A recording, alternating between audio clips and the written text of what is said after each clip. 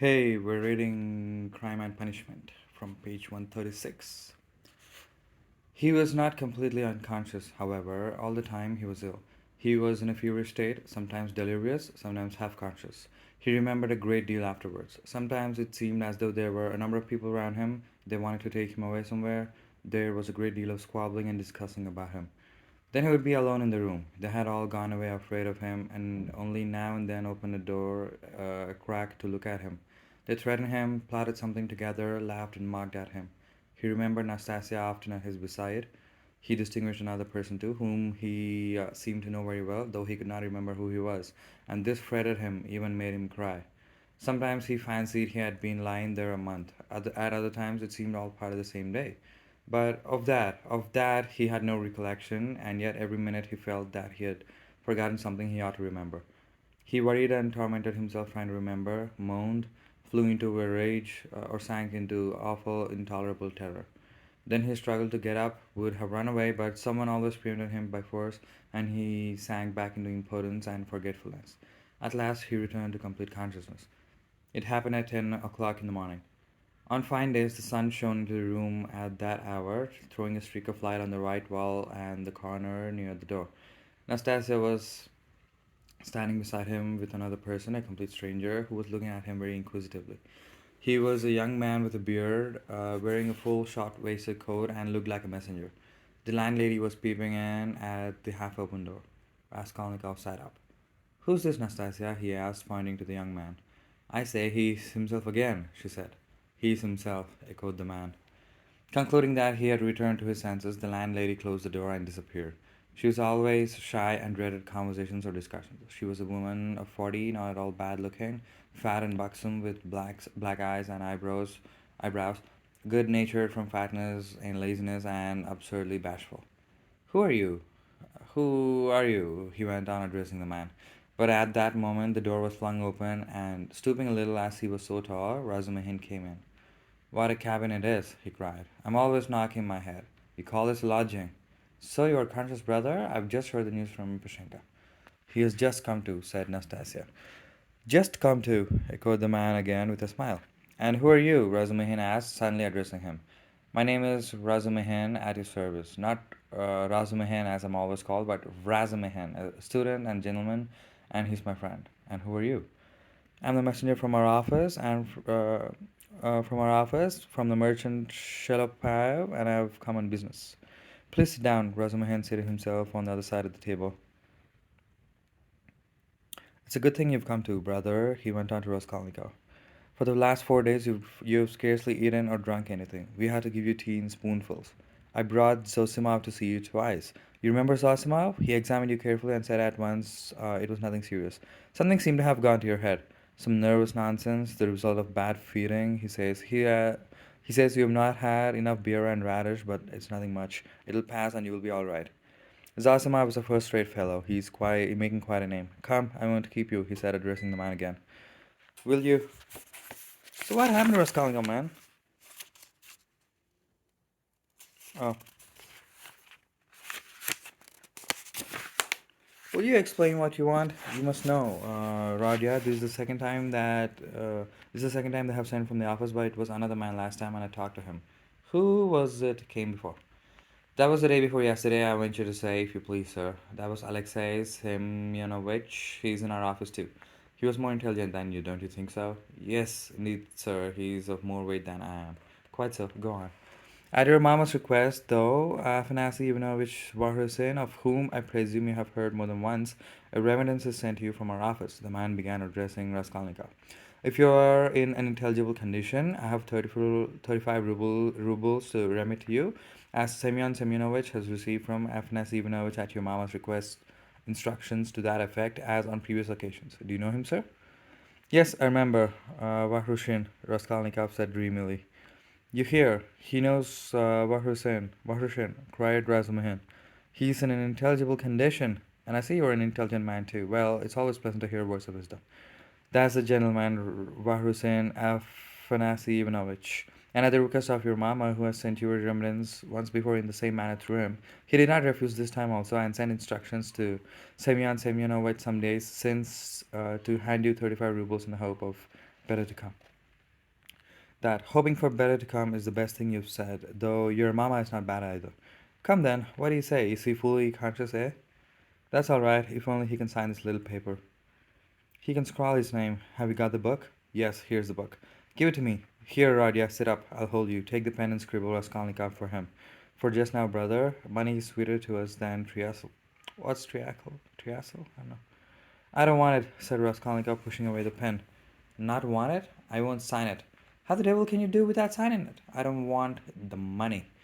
Don't want the money. Come, brother, that's nonsense. I bear witness. Don't trouble, please. It's only that he's on his travels again. But that's pretty common with him at all times. So you're a man of judgment and we'll take him in hand. That is, more simply, just take his hand and he will sign it. Here. But I can come on another time. No, no, why should we trouble you? You're a man of judgment. Now, Radia, don't keep your visitor. You see he's waiting, and he made ready to throw Raskolnikov's hand in earnest.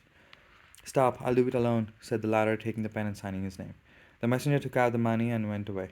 Bravo! Now, brother, are you hungry? Yes, answered Raskolnikov. Is there any soup? Some of yesterday's, answered Nastasia, who's still standing there. With potatoes and rice in it? Yes.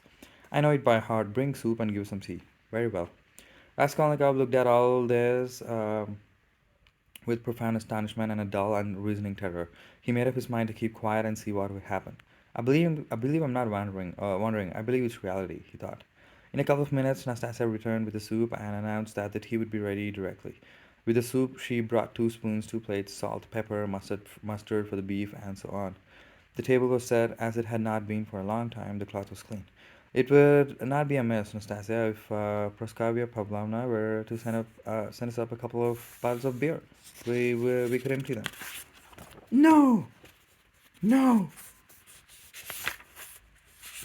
We could empty them. Okay, I got it. Well, you are a cool hand, muttered Nastasia, and she departed to carry out his orders. Raskolnikov still gazed wildly with strained attention. Meanwhile, Razumihin sat down on the sofa beside him, as clumsily as a bear put his left arm round Raskolnikov's head, although he was not able to sit up, and with his right hand gave him a spoonful of soup, blowing on it that it might not burn him. But the soup was only just warm. Raskolnikov swallowed one spoonful greedily, then a second, then a third. But after giving him a few more spoonfuls of soup, Razumihin suddenly stopped and said that he must ask Zosimov whether he ought to have more. Nastasia came in with 2 bottles of beer. And will you have tea? Yes. Cut along, Nastasia, and bring some tea. For tea, we may venture on without the faculty. But here's the beer. He moved back to his chair, pulled the soup and meat in front of him, and began eating as though he had not touched food for 3 days. I must tell you, Rodya, I dine like this here every day now, he mumbled with his mouth full of beef. And it's all Pashenka, your dear little landlady, who sees to that. She loves to do anything for me. I don't ask for it, but of course I don't object. And here's Nastasia with the tea. She's a quick girl. Nastasia, my dear, would you have some beer? Get along with your nonsense. A cup of tea then? A cup of tea, maybe. Pour it out. Stay, I'll pour it myself. Pour it out myself. Sit down. He poured out 2 cups, left his dinner, and sat on the sofa again. As before, he put his left arm round the sick man's head, raised him up, and gave him tea in spoonfuls, again blowing each spoonful steadily and earnestly as though this process was the principal and most effective means towards his friend's recovery. Raskolnikov said nothing and made no resistance, though he felt quite strong enough to sit up on the sofa without support, and could not merely have held a cup or spoon, but even perhaps could have walked about. But from some queer, almost animal cunning, he conceived the idea of hiding his strength and lying low for a time, pretending, if necessary, not to be yet in full possession of his faculties, and meanwhile listening to find out what was going on. Yet he could not overcome his sense of repugnance. After sipping a dozen spoonfuls of tea, he suddenly released his head, pushed the spoon away capriciously, and sank back on the pillow. There were actually real pillows under his head now, down pillows in clean cases. He observed that too and took note of it.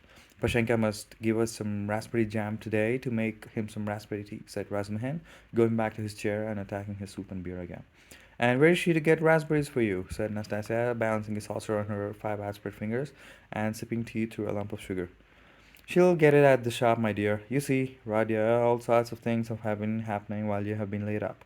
When you decamped in that rascally way without leaving your address, I felt so angry that I resolved to find you out and punish you. I set to work that very day. However, ran about making inquiries for you. This lodging of yours I had forgotten, though I never remembered it indeed because I did not know it. And as for your old lodgings, I could only remember it was at the Five Corners, Harlemov's house. I kept trying to find that Harold Mouse house, but afterwards it turned out that it was not Harold Mouse, but books, how one muddles up sound sometimes. So I lost my temper and I went on the chance to the address bureau next day, and only fancy in 2 minutes they looked you up. Your name is down there. My name? I should think so, and yet a general Kobylev they could not find while I was there. Well, it's a long story. But as soon as I did land on this place, I soon got to know all your affairs.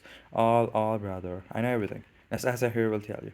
I made the acquaintance of Nikodem Fomich and Ilya Petrovich and the house porter and Mr. Zametov, Alexander Grigorievich, the head clerk in the police office, and last but not least of Pashenka, Nastasia here knows.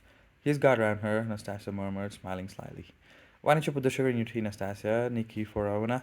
You are a one, Nastasia cried suddenly, going up into a gill. I'm not Nikiforovna, but Petrovna, she added suddenly, recovering from her mirth. I'll make a note of it. Well, brother, to make a long story short, I was going in for a regular explosion here to uproot all malignant influences in the locality, but Pashenka won the day. I had not expected brother to find her so prepossessing. What do you think? Raskolnikov did not speak, but he still kept his eyes fixed upon him, full of alarm. And all that could not be wished, indeed, in every respect. Razumihin went on, not at all embarrassed by his silence. Ah, the sly dog, Nastasia shrieked again. This conversation afforded her unspeakable delight. It's a pity, brother, that you did not set to work in the right way at first. You ought to have approached her differently. She is, so to speak, a most unaccountable character. But we will talk about her character later. How could you let things come to such a pass that she gave up sending you your dinner? And that IOU, you must have been mad to sign an IOU. And that promise of marriage when her daughter, Natalia Yegorovna, was alive? I know all about it, but I see that's a delicate matter and I'm an ass, forgive me. But talking of foolishness, do you know Praskovna Pavlovna is not nearly so foolish as you would think at first sight? No, mumbled Raskolnikov, looking away, but feeling that it was better to keep up the conversation. She isn't, she? Cried Razumihin, delighted to get an answer out of him. But she's not very clever either, eh?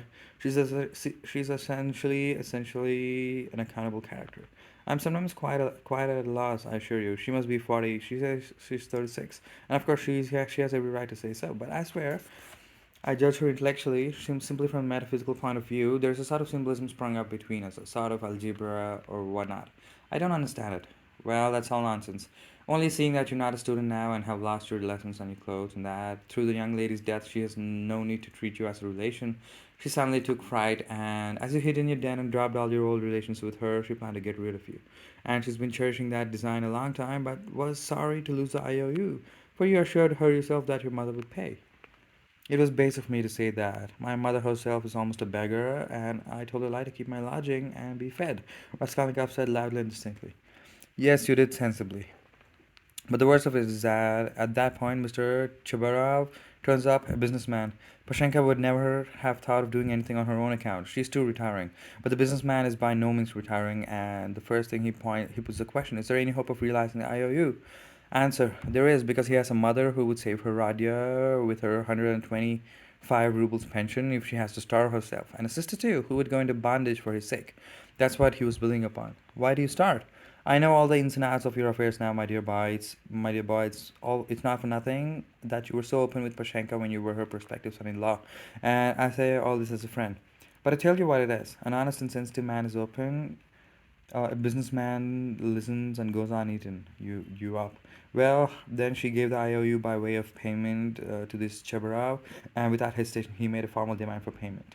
When I heard of all of this, I wanted to blow him up too, to clear my conscience. But by that time, harmony reigned between me and Pashenka, and I insisted on stopping the whole affair, engaging that you would pay. I went security for you, brother. Do you understand? We called Chebarov, flung him 10 rubles, and got the IOU back from him. And here, I have the honor of presenting it to you. She trusts your word now. Here, take it. You see, I have torn it.